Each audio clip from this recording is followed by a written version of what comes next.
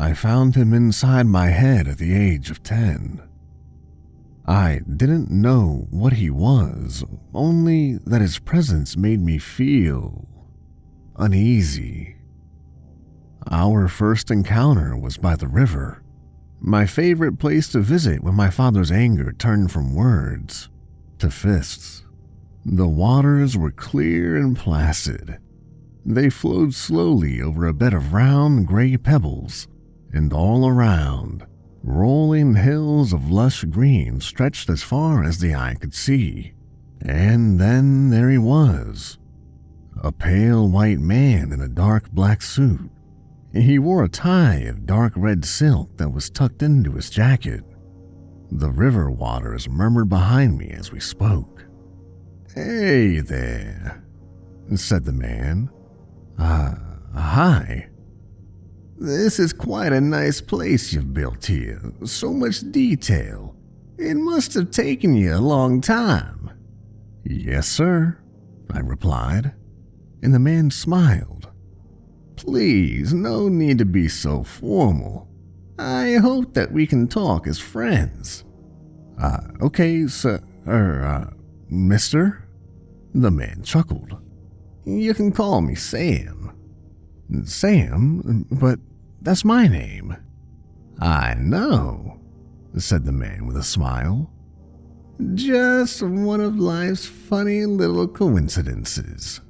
But my gut told me that the man didn't think it was funny at all, and that it most definitely was not a coincidence. "What are you doing here?"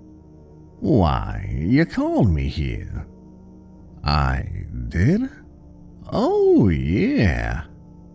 But I didn't say anything." "You didn't need to. You know as well as I do that in here, a thought is all that it takes. For instance," the man held up a pale hand and snapped his fingers. Behind him on the hill, a little green sprout rose from the ground. It got taller and taller until it became an enormous oak tree that stretched into the clouds, its trunk larger than my entire home. "Wow, that's amazing." "Thank you very much. But that's only the beginning. Come on, I'll show you." With one pale finger, he gently stroked the trunk in a vertical line. With the crackling of breaking bark, a hole began to yawn open where the man had touched the tree. It grew larger and larger until it resembled a large, sideways mouth. Warm, sweet-smelling air drifted from within. "Follow me." I didn't want to, but my feet began to move on their own, and I found myself following the man into the darkness of the tree. The air was warm and wet. The walls pulsated in a slow, throbbing rhythm. The path was steep and narrow, leading down into the dark. After what seemed like hours, the narrow path finally opened up into a huge stone cavern. A great black abyss stretched out beneath our feet, and lying at the bottom was a giant, pulsing heart. It glowed red with heat, and with every contraction of its bloated form, a wave of sickly sweet air washed over the two of us. The arteries of the heart were massive and many. They disappeared into the tunnels into the canyon wall. "Is this my heart?" I asked. Sam chuckled. "Oh no, it's not a heart at all, really, though it does look like one. No, in fact, it's a seed." "A seed?" "Yeah, a very special kind of seed. All people are born with it. Most try to conceal it, to pretend that it doesn't exist. But some, like your father, they're consumed by it. Do you know what I'm talking about?" I paused for a moment and thought. "Is it anger?" I guessed. Sam shook his head. "No, not exactly, though anger is a part of it. No, this seed is anger, fear, and despair. It's a violent turbulence of the soul. It's ugly. Yeah, agreed Sam, nodding solemnly.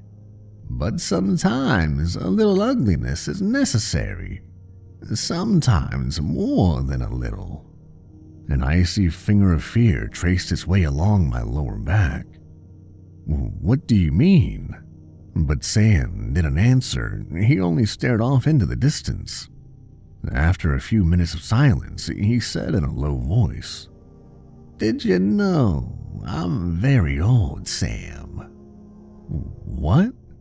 He shook himself out of his reverie. "Oh, it's nothing. But I think it's best you not be awake for this part."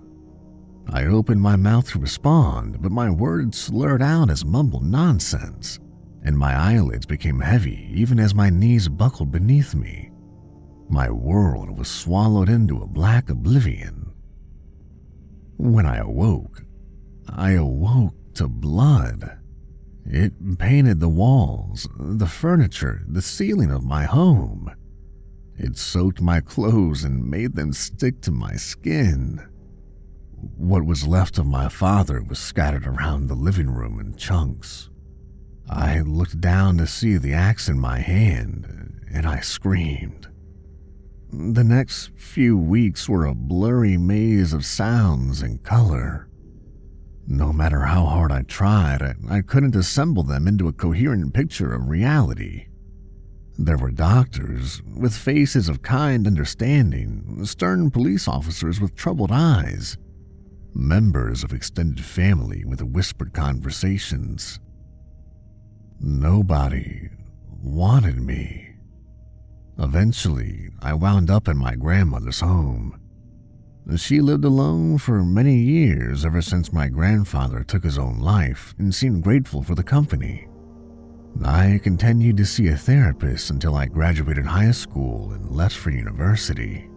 He always told me that Sam was a manifestation of my own anger and aggression, and that my sudden violent outburst was a consequence of burying so much anger inside myself, with no way of letting it out.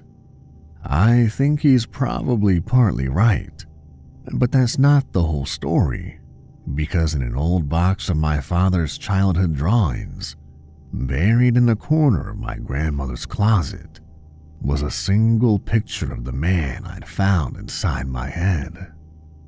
Underneath, in crude and crooked letters, was the man in the drawing's name, Sam.